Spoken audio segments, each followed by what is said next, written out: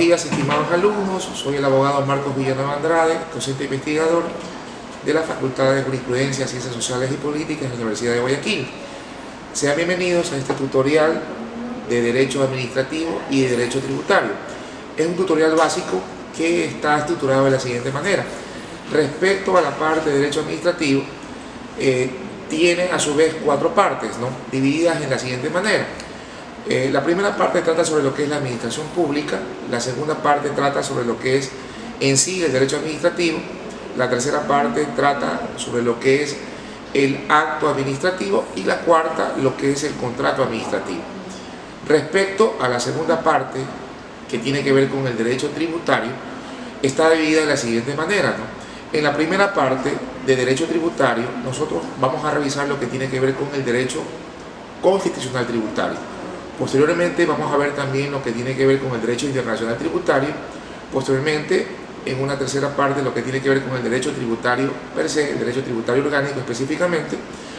Y posteriormente lo que es el derecho procesal tributario, el derecho aduanero tributario, el derecho municipal tributario, y vamos a sacar las respectivas conclusiones de este tutorial básico de derecho administrativo y de derecho tributario. Veamos pues entonces la primera parte de lo que tiene que ver con el tutorial básico de derecho administrativo, que va a tratar sobre lo que es la administración pública. Lo primero que tenemos que ver en esta parte, y cabe la pena indicar que es extremadamente interesante, son en sí las aportaciones históricas de distintos filósofos respecto a lo que consideraron en su tiempo lo que es administración. Por ejemplo, tomemos el caso de Confucio, ¿no?, en aproximadamente 551 a.C., ¿no? Él decía lo siguiente, ¿no? Decía que los gobernantes deberían estudiar los problemas de la sociedad, de sus gobiernos, para poder emitir un determinado juicio y en base a ello buscar la solución. Esto es importante desde el punto de vista de la investigación científica, esto es importante desde el punto de vista de la administración, porque lo que se está buscando es cuál es la fuente, cuál es la causa del problema, y en base a ello determinar cuál es la posible solución o cuáles son las posibles soluciones que podrían existir. También tenemos a otro filósofo extremadamente conocido, como fue Platón, aproximadamente en el 428 a.C., ¿no? Platón, que fue un filósofo griego, discípulo de Sócrates, en su obra La República decía lo siguiente, ¿no? Él exponía un punto de vista respecto a cuál era el estilo democrático de gobierno, cómo debería ser el estilo democrático de gobierno. Y también es muy importante indicar que él empieza a tratar todo lo relacionado a lo que era la administración de los negocios públicos.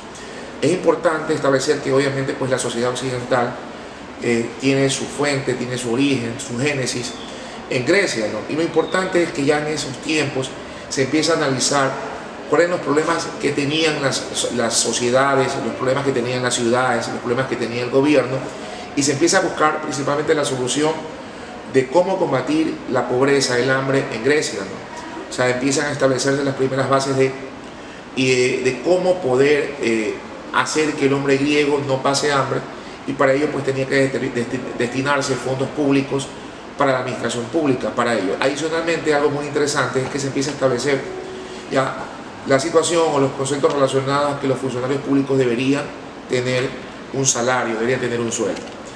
También tenemos en esta parte relacionada a las aportaciones históricas de los filósofos respecto a los conceptos de administración. Tenemos a Aristóteles, aproximadamente en el 384 al 322 a.C., ¿no? Él vivió y murió en este periodo. Él tiene un libro muy conocido por ustedes, obviamente por todas las personas, denominado La Política.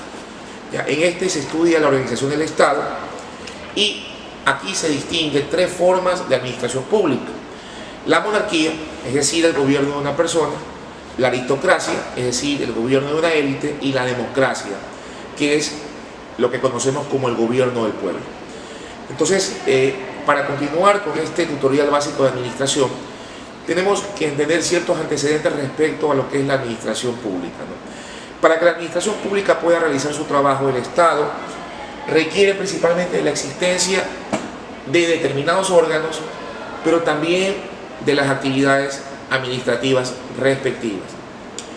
Entonces, hay que analizar que a partir de la Revolución Francesa es que se empieza a relacionar la administración pública con la función ejecutiva y con la Constitución. Por ejemplo, respecto a la separación de los, en ese tiempo denominados tres poderes del Estado, que son el legislativo, el ejecutivo y el judicial.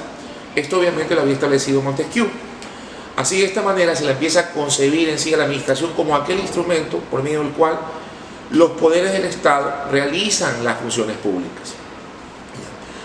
Sí es bueno acotar que la Revolución Francesa fue en sí un conflicto social, un conflicto político también, que inicia con la autoproclamación del tercer Estado como Asamblea Nacional en el año de 1789, pero que finaliza con el golpe de Estado de Napoleón Bonaparte en el año de 1799. La Revolución Francesa en sí marca el inicio de lo que se denomina la Edad Contemporánea, al sentar en sí las bases de la democracia moderna.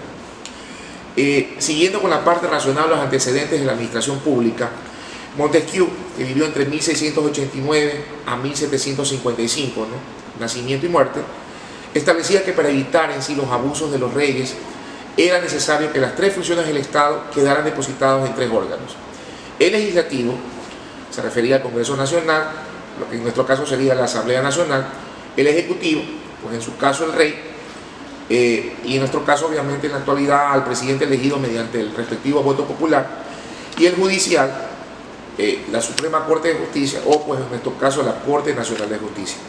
Sí hay que acotar que todos estos procesos revolucionarios se dan específicamente por la gran cantidad de abusos que se dieron en la historia, ¿no? Por ejemplo, respecto a la parte tributaria, administrativa tributaria, pues había muchos abusos de los funcionarios públicos, de los jueces. Hay que acotar también que se concesionaba el cobro de la recaudación tributaria y a algunos se les cobraba con formas distintas, por lo que no existía este principio de generalidad, este principio de igualdad. ¿Ya? Y es a través de la Revolución Francesa pues, que se establecen principios extremadamente básicos y se dan las constituciones, ¿ya? Y en sí nace lo que es la administración pública, ¿no? Y empieza a relacionarse con la función ejecutiva y con la Constitución en sí.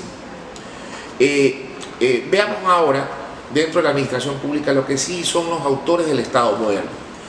La administración pública del Estado moderno se asienta principalmente en el trabajo de tres autores, que son Nicolás Maquiavelo, Jean Bodin y Thomas Hobbes. Nicolás Maquiavelo, que nació en 1469 y falleció en el año de 1527, tiene una obra extremadamente importante, muy características para el estudio administrativo, una obra titulada El Príncipe. Esta obra trataba sobre la supremacía del poder del Estado sobre cualquier otro, es decir, el poder del Estado es el poder supremo, está encima de todo, sobre cualquier persona, sobre todo, sí, sobre cualquier otro. Jean Bodin también, en el año de 1530 a 1596, nacimiento y muerte, ya tenía trabajos que trataban principalmente sobre la edificación del aparato estatal. Él tiene en los 6 libros de la República, su obra principal, principios económicos mercantilistas. Él explica este tipo de principios, ¿no? Pero también defiende el comercio internacional. Él establece bases relacionadas a la necesidad que tiene un Estado, la necesidad que tiene la administración pública de abrir fronteras para realizar el comercio internacional, pero también establece que hay que establecer determinados tipos de controles y también barreras para que no se afecten, obviamente, pues sectores que pueden ser vulnerables, sectores minoritarios, sectores que podrían ser afectados, como por ejemplo sectores agrícolas, ¿no?, en distintos tipos de segmentos. Otro autor extremadamente importante para el Estado moderno, para la administración pública en el Estado moderno, es Thomas Hobbes, que nació en 1588 y murió en 1679. Él concibe al Estado como una organización que gobierna a la sociedad que se le somete. Importante establecer respecto a Thomas Hobbes que desarrolló una teoría del origen contractualista del Estado, ¿no?, según el cual el hombre primitivo que vivía en estado salvaje pasó lentamente a la vida social mediante un pacto entre todos. Estos son los autores del Estado moderno, que son extremadamente importantes para el estudio de lo que es la administración pública. Ahora analicemos lo que es la administración pública en Ecuador, ¿no? Y aquí vale la pena indicar que Ecuador, a lo largo de su vida republicana, tuvo un total de 20 constituciones y una gran cantidad de reformas. Esto, si lo analizamos desde el punto de vista administrativo, desde el punto de vista organizacional público, nos lleva a conocer que el número de ministerios, de secretarías, han ido cambiando en el tiempo, han ido aumentando, ¿no? Conforme las exigencias de los nuevos tiempos. Por ejemplo, ¿no? En el año del 2015, ¿no? Habían 6 ministerios coordinadores, 22 ministros generales y 11 secretarías de Estado. Pasemos ahora a lo que son las funciones del Estado, ¿no? Respecto a la Constitución de la República del Ecuador del 2008, conocida como la Constitución de Montecristo, ¿no? Nosotros tenemos la función ejecutiva, que está liderada por el presidente de la República del Ecuador. Tenemos la función legislativa, que está asignada a la Asamblea Nacional. También tenemos la función judicial, que está encabezada por la Corte Nacional de Justicia. Tenemos a la función electoral, administrada por el Consejo Nacional Electoral y el Tribunal Contencioso Electoral. Y por último tenemos la función de transparencia y control social, que está representada por 6 entidades, que son la Contraloría General del Estado, la Superintendencia de Bancos y Seguros, la Superintendencia de Telecomunicaciones, la Superintendencia de Compañías, la Defensoría del Pueblo y el Consejo de Participación Ciudadana y Control Social. Cabe la pena indicar que esta tutoría básica de Derecho Administrativo y Tributario ya se da el día 7 de julio del 2018. 7 de junio del 2018. Ya, ahora analicemos lo que es en sí el concepto de la administración pública. Hay varios, ¿no? Hay muchos realmente conceptos relacionados a la administración pública. Lo que he hecho es escoger algunos bastante interesantes, que son los que voy a continuación a exponer. Ya, respecto al concepto de administración pública, ¿no? Uno de ellos muy interesante para analizar es el que la administración pública es la acción del gobierno al dictar y aplicar las disposiciones necesarias para el cumplimiento de las leyes y para la conservación y fomento de los intereses públicos, y resolver las reclamaciones a que dé lugar lo mandado. Otro concepto de la administración pública interesante es que la administración pública es el conjunto de organismos encargados de cumplir esta función. También otro bastante importante, que es de M. Marienhoff, es que la administración pública es la actividad permanente, concreta y práctica del Estado que tiende a la satisfacción inmediata de las necesidades del grupo social y de los individuos que la integran. Cuando hablamos de la administración pública, debemos entender lo siguiente, ¿no? Que esta está dividida en 2 sentidos. En un primer punto, en el sentido subjetivo, ¿no? Y esto se refiere al conjunto de organismos estatales. Y en un segundo sentido, que es el sentido objetivo, en la actividad desarrollada por dichos organismos. Ahora veamos lo que son los órganos de la administración pública, y para ello tenemos que analizar el artículo 225 de la Constitución de la República del Ecuador. Ya. Este establece en su numeral número 1 que los organismos y dependencias de la función legislativa, ejecutiva, judicial, de transparencia y control social y electoral tienen que ver obviamente con órganos ya de la administración pública. En el punto número 2 también se establece que los órganos de la administración pública son las entidades que integran el régimen autónomo descentralizado. En el tercer punto del artículo 225 se establece que son los organismos y entidades creadas por la Constitución y o la ley para el ejercicio de la potestad estatal, para la prestación de servicios públicos o para desarrollar actividades económicas asumidas por el Estado. Y el numeral 4 establece respecto a lo que son los órganos de la administración pública, que estas son las personas jurídicas creadas por actos normativos que los gobiernos autónomos descentralizados utilizan para la prestación de los servicios públicos. Con esto pues vemos lo que son los órganos de la administración pública. Ya, es importante acotar que cuando estamos estudiando derecho administrativo, y en este caso en la primera parte lo que es administración pública, es extremadamente importante indicar a los señores estudiantes en sí y al público en general que lo que tratamos de hacer con estos tutoriales administrativos, de derecho administrativo, es principalmente presentar una guía para el estudiante para que de esa manera pues busquen o tengan textos de consulta o una guía para la búsqueda de información específica. De ahí que somos muy precisos en los puntos que tratamos, ¿no? Vuelvo y repito, ¿no? Es importante indicar que este tutorial lo que busca principalmente es no solamente demostrar o presentar conceptos, teorías, sino también puntos para análisis por parte de los estudiantes, ¿no? De ahí que somos muy precisos en hacerlo. Veamos ahora lo que son la clasificación de los órganos administrativos. Primero tenemos por la razón del número de personas físicas que la componen y se dividen en individuales y colegiados. En un segundo punto tenemos por razón de la naturaleza de su actividad, y esta se divide en activos, consultivos y deliberantes. Otra tercera parte respecto a la clasificación es la relacionada a su función, y esta se divide en de gestión o de control. En otro punto, en el cuarto punto, tenemos que también se clasifican a los órganos administrativos en razón de su competencia, en territoriales e institucionales. Y hay otra clasificación, que sería la quinta clasificación, que está en razón de la esfera de acción que tenga. Y aquí se establece que son los centrales y los locales. Ya, continuando con nuestro análisis constitucional respecto a lo que es la administración pública, tenemos que revisar el artículo 227 de la Constitución de la República del Ecuador, la del 2008 obviamente. En este artículo 227 nosotros encontramos a los principios de la administración pública, ¿no?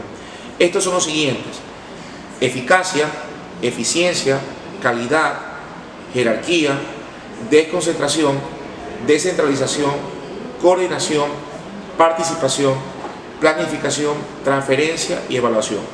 Es importante analizar que estos principios de la administración pública son principios aplicables en sí a la administración en general, ¿no? Por ejemplo, el principio de eficiencia y eficacia o el de calidad.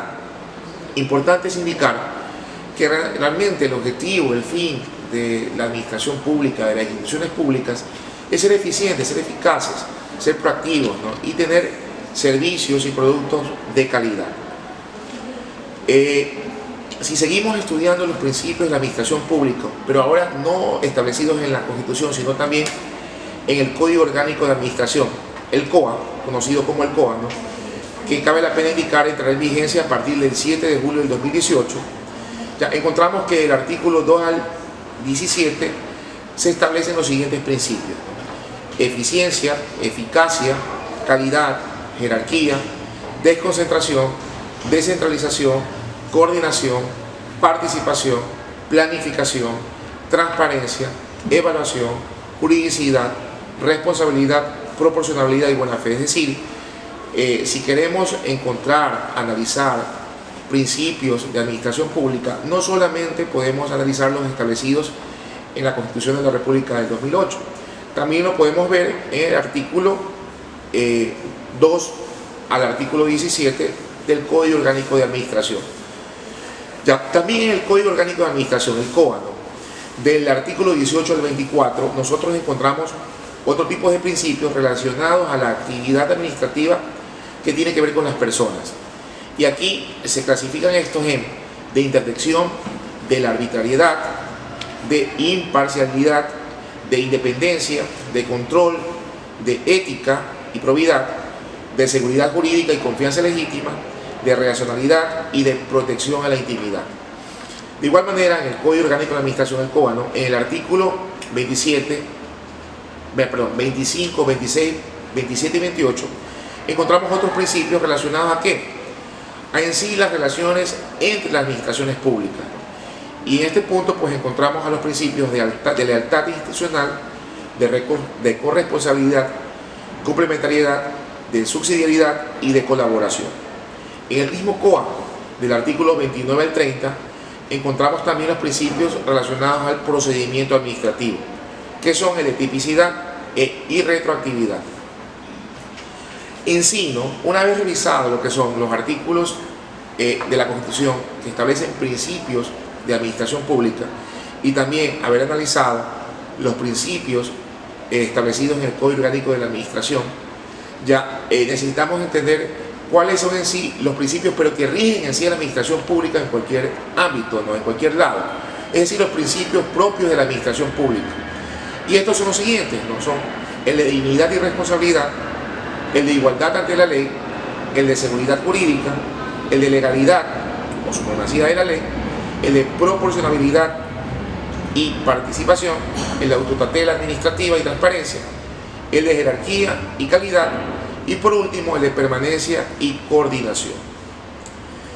Ya, ahora nos toca revisar lo que tiene que ver con la estructura de la jerarquía administrativa, y para ello es necesario primero entender lo que sí es el principio de jerarquía. Entonces, para ello tenemos que analizar que en la administración, ya sea pública o privada, pública obviamente es lo que estamos estudiando, hay superiores y también hay inferiores. Ya responden a un orden jerárquico. Los inferiores acatan las órdenes de los superiores en base a organigramas y planes de trabajo establecidos. Ya, este principio de jerarquía nos sirve para entender la atribución de tareas y para ejercer el control sobre el cumplimiento del ordenado. Para eso sirve específicamente este principio, no es una guía respecto a ello. En sí, la jerarquía es un principio de organización que determina una ordenación específica de diversos órganos con identidad respecto a la competencia material, pero dentro de una organización o institución.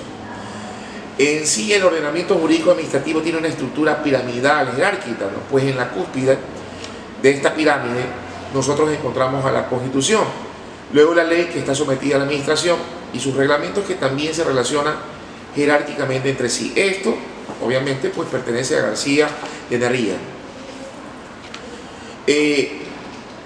Si analizamos las estructuras de la jerarquía administrativa, nosotros tenemos que entender primero dos tipos de estructuras principalmente, ¿no? Que son las estructuras horizontales y también las estructuras verticales.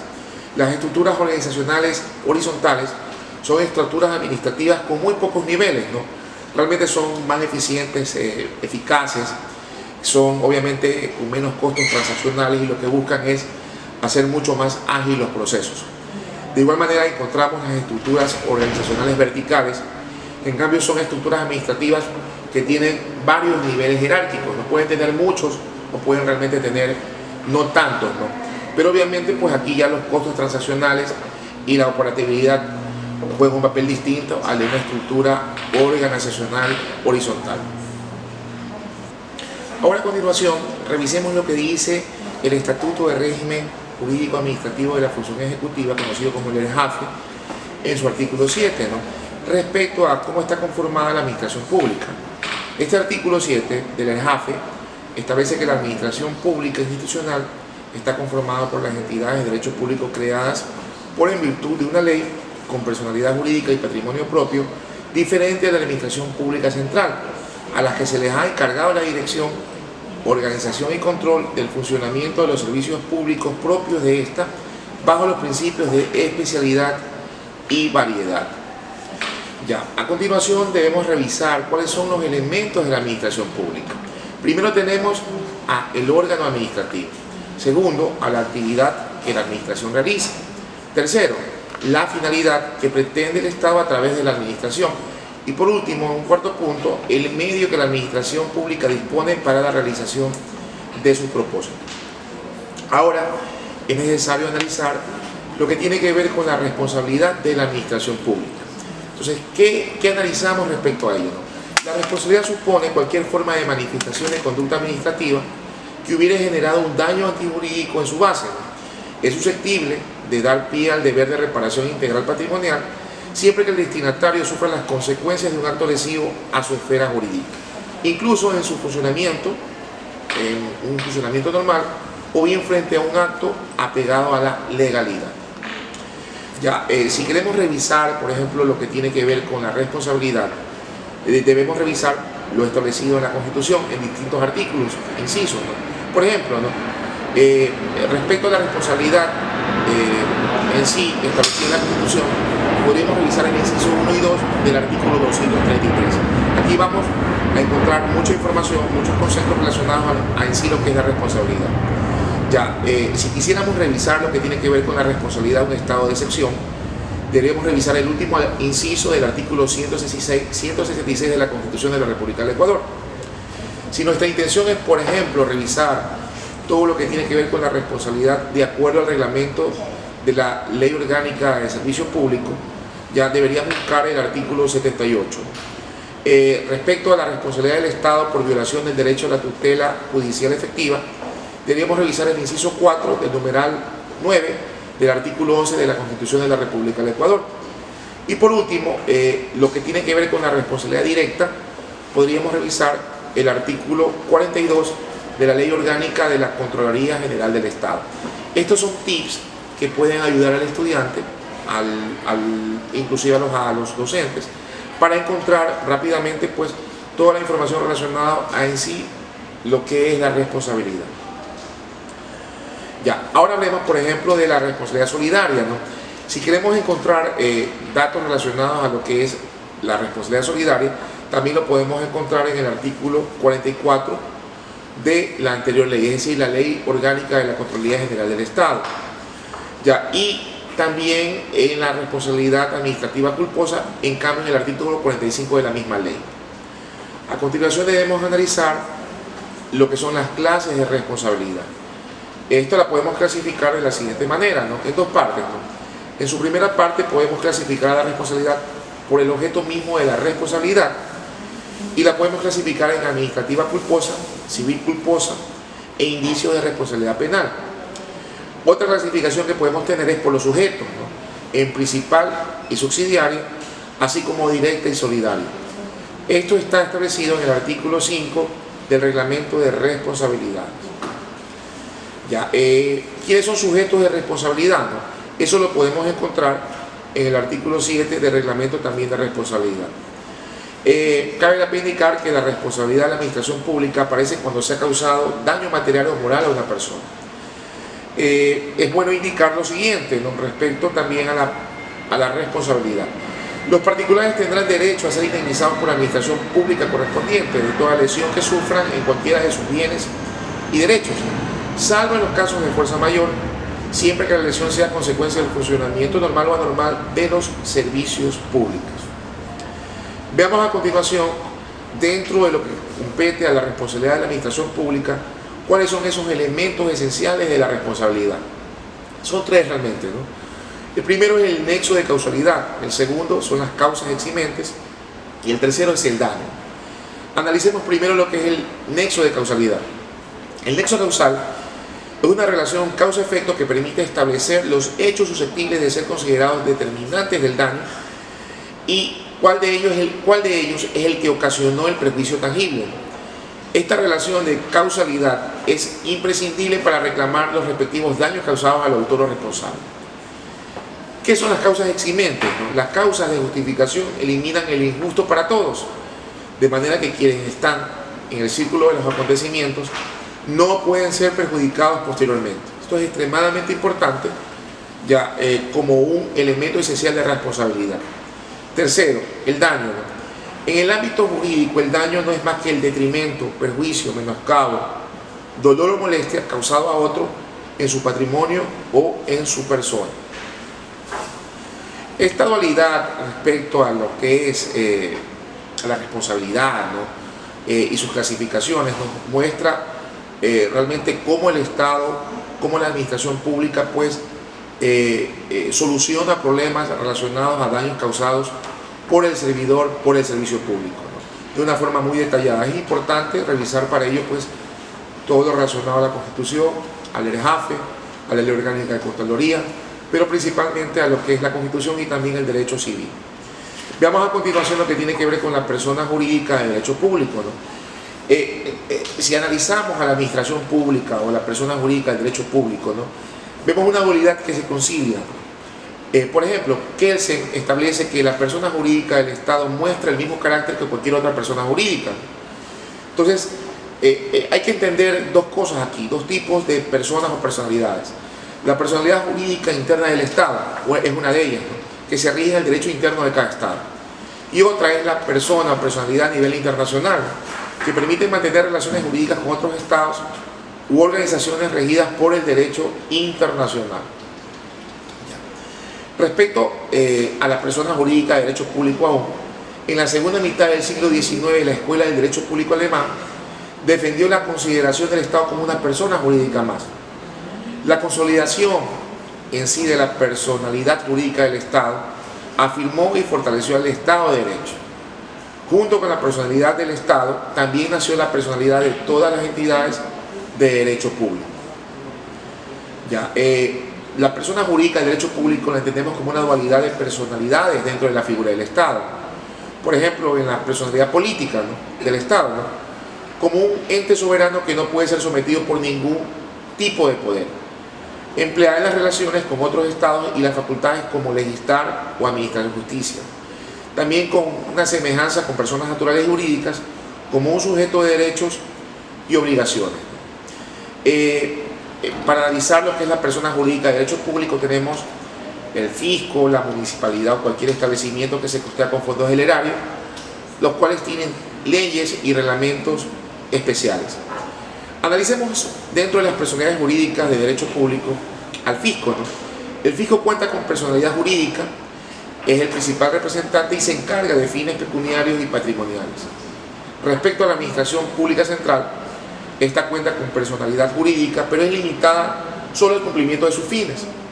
Respecto a la administración pública institucional, esta cuenta con personalidad jurídica y patrimonio propio, conformada por entidades del derecho público de las que se deberá indicar su organización. Y es el ministerio o el ente seccional autónomo al cual se adscribe. La administración pública local tiene que ver con municipios. Y por último, la administración pública provincial, que tiene que ver con los consejos provinciales. Analicemos lo que dice Dromi respecto a lo que es en sí el contrato administrativo. Dromi dice lo siguiente, nos establece lo siguiente: el contrato de la administración es un acto de declaración de voluntad común, productor de efectos jurídicos, entre un órgano estatal en ejercicio de la función administrativa y un particular u otro ente estatal. Esto lo establece, esto lo dice Dromi. ¿Qué también es, no? Pero ya desde el punto de vista del Código Orgánico de Administración COA, en su artículo 125. Es el acuerdo de voluntades productor de efectos jurídicos entre dos o más sujetos de derecho, de los cuales uno ejerce una función administrativa. Los contratos administrativos se rigen por el ordenamiento jurídico específico en la materia. Esto está, como lo dije, en el artículo 125 del COA. Veamos un concepto relacionado a el ámbito de la institución jurídica del contrato, ¿no? Esto es lo que establece Sallegues Lazo. ¿Qué dice él? Él dice que la administración pública no siempre obra en sentido unilateral, o sea, mediante actos administrativos, sino que también frecuentemente llega a un acuerdo con los particulares u otros entes públicos, por lo que celebra actos bilaterales o plurilaterales de diferente naturaleza. Esto lo dice Sallegues Lazo. Ya, a continuación veamos cuáles son los elementos de los contratos de la administración pública. Son el sujeto, la voluntad, el objeto, la causa, el fin y la formalidad. ¿Cuáles son los requisitos de los contratos? Tenemos 4 requisitos específicamente. Primero, la competencia del órgano de contratación. Segundo, la capacidad del adjudicatario. Tercero, la existencia de disponibilidad presupuestaria y los recursos financieros necesarios para el respectivo cumplimiento de las obligaciones. Y por último, la formalización del contrato, siempre y cuando observando el debido proceso y los requisitos constantes en la presente ley y su reglamento. ¿Dónde está esto? Esto está en el artículo 68 de la Ley Orgánica del Sistema Nacional de Contratación Pública. Veamos a continuación las personas características de los contratos de administración pública. Son actos preparatorios, derechos y obligaciones, prerrogativas de la administración y el formalismo.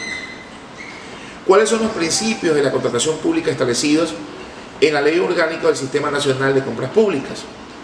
Son legalidad, trato justo, igualdad, calidad, vigencia tecnológica, publicidad, transparencia, oportunidad, concurrencia, participación nacional. Veamos algunos ejemplos de contratos establecidos en la Ley Orgánica del Sistema Nacional de Compras Públicas, ¿no? Veamos, por ejemplo, ejemplos como contratos de fiscalización de obra, hay contratos de inmuebles y expropiación, hay otros contratos con financiamiento de la banca multilateral y por gobiernos extranjeros, pero también hay ejemplos como, por ejemplo, contratos con financiamiento de instituciones financieras privadas. Muy importante, para terminar con este tutorial básico de Derecho Administrativo, que ha sido dividido en 4 partes, y lo que estamos viendo en la última parte, en la cuarta parte, es el contrato de administración pública, contrato de administración específicamente, es establecer cuáles son las diferencias principales entre los contratos de administración pública y derecho civil. Ya. Por ejemplo, respecto a las controversias, ¿no? El de administración pública es a través del Tribunal Contencioso Administrativo y los derechos civiles pues con tribunales civiles, obviamente. Respecto al interés, ¿no? El primero de administración pública tiene un interés social común, ¿no? El otro es particular. Respecto a los contratantes, ¿no? En el primer caso es la administración pública en general Y en el caso del derecho civil, pues son particulares. Respecto al régimen, ¿no? Son leyes y reglamentos especiales. Y respecto, por ejemplo, al derecho civil, pues legislación civil, obviamente. Y con respecto a la parte económica, los primeros son gratuitos y onerosos, y en el caso del derecho civil, pues siempre son onerosos. Con esto, damos por terminado este tutorial básico en lo que derecho administrativo se refiere, ¿no? Es importante nuevamente indicar que este tutorial básico se realiza específicamente para proporcionar la suficiente información para que el estudiante, el docente, inclusive también, tenga una guía básica de los elementos principales de las clasificaciones y los conceptos en materia de derecho administrativo relacionados a la administración pública, a la contratación pública, al contrato administrativo, al acto administrativo y en sí al derecho administrativo. Muchísimas gracias.